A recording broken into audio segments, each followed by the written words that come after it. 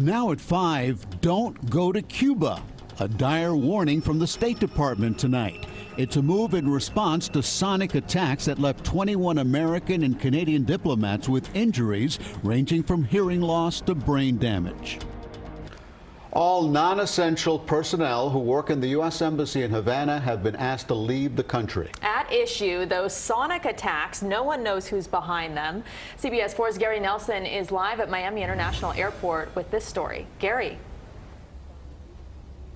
Well, the United States today has warned its citizens, do not travel to Cuba. It could be dangerous as a result of these mysterious sonic attacks. The warning, though, it would appear is largely being ignored here at Miami International Airport.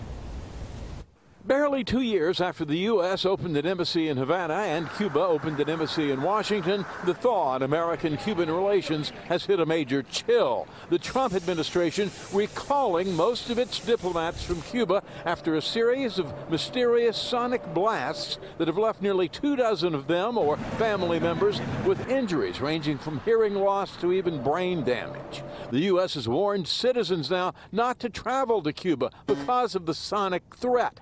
The Cuban government denies being behind the attacks. The U.S. hasn't directly accused the regime, but to Senator Marco Rubio, there's no doubt.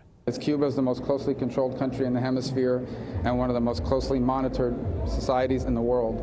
The idea that you could attack over close to 24 Americans and the Cuban government not know about it is ridiculous. At a meeting of Latin builders and businessmen, most viewed President Obama's détente with Cuba as one-sided, with the regime having its way with the U.S. I think the steps we took to opening Cuba without getting anything on our side, we took them too early. So I'm supportive of taking steps away and not opening that communication with Cuba. As for the warning against travel to Cuba, crowds to catch flights to Havana Friday showed it being largely ignored.